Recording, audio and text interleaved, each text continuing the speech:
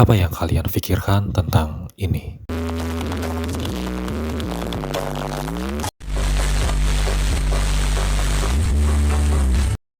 Di tengah hiruk-pikuk pedesaan Jawa, ada sebuah fenomena yang mengguncang jagat maya, memecah kesunyian malam, dan memicu perdebatan sengit. Sound horeg. Bukan sekedar musik keras, ini adalah raksasa audio yang lahir dari kultur, ambisi, dan dentuman bass yang bisa bikin jantung kalian berdetak di luar ritmenya. Kata horeg itu sendiri dalam bahasa Jawa berarti bergetar. Jadi, sound horeg, ya, suara yang bisa bikin semuanya bergetar. Dan percaya atau tidak, fenomena ini sebenarnya sudah ada sejak awal 2000-an.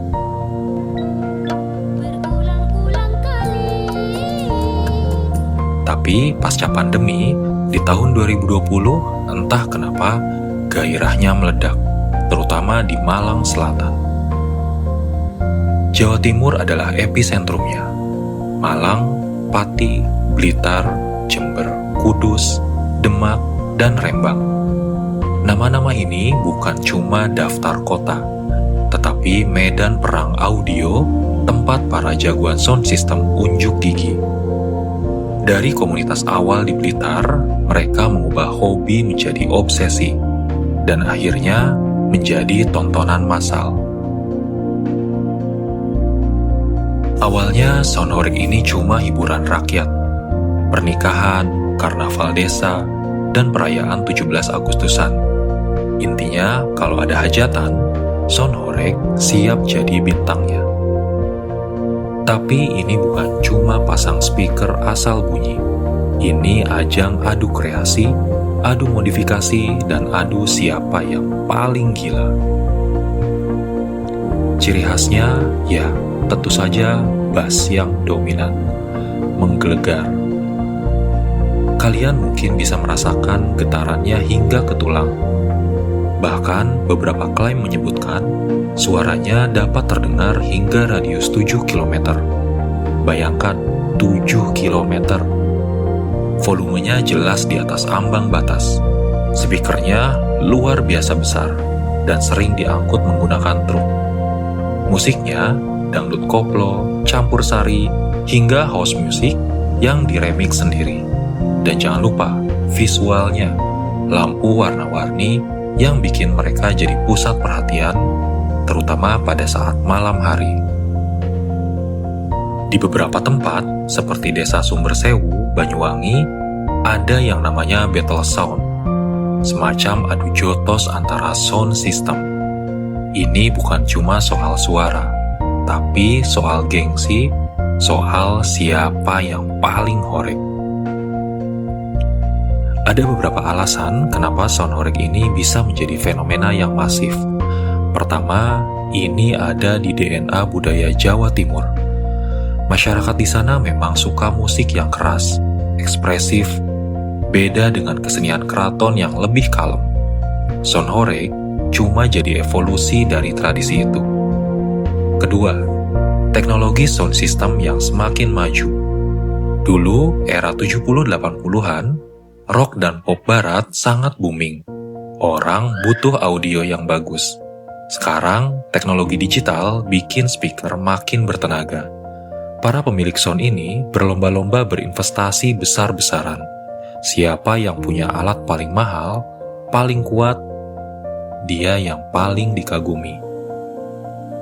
Ketiga, ini soal hobi, komunitas, dan gengsi. Bayangkan, ada orang-orang yang rela menghabiskan banyak uang, waktu untuk ngerakit monster audio ini. Dari sana, terbentuklah komunitas-komunitas yang solid. Mereka berbagi ilmu, tetapi juga bersaing. Battle sound adalah puncaknya. Kualitas sound system bisa menjadi penentu kasta di komunitas. Dan yang terakhir, tentu saja media sosial. Video-video sound horeg di YouTube, TikTok, dan Facebook itu viral banget. Efek dominonya, daerah lain jadi terinspirasi bikin acara yang serupa. Konten-konten ini juga memicu perdebatan. yang tentunya membuat Sound Horeg menjadi semakin populer. Mungkin bukan karena kurangnya hiburan di desa, tetapi Sound Horeg ini menjadi alternatif yang paling accessible, dan ya, yang paling bikin wah. Selain itu, dampak ekonomi lokal yang signifikan, ribuan tenaga kerja terserap di industri kreatif ini.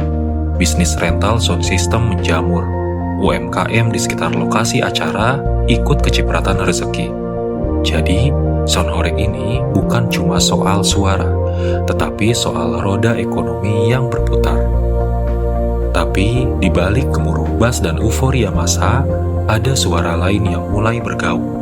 Suara keluhan. Fenomena Sound Horeg ini semacam pedang bermata dua. Di satu sisi, ini hiburan rakyat, ekspresi budaya, penggerak ekonomi lokal, panggung kreativitas, dan pengikat silaturahmi. Para pelakunya bilang ini passion mereka, mata pencaharian mereka. Namun di sisi lain, ada yang berpendapat bahwa ini menimbulkan polusi suara. Isu paling utama yaitu tingkat kebisingan bisa mencapai 135 desibel, jauh di atas ambang batas aman WHO. Tentu hal ini bisa bikin telinga berdenging, gangguan pendengaran, hingga masalah jantung dan mental. Getarannya juga bahkan berdampak pada bangunan. Kemudian puncaknya pada 12 Juli 2025, Majelis Ulama Indonesia MUI Jawa Timur mengeluarkan fatwa bahwa Sound Horeg ini haram, tapi dengan catatan.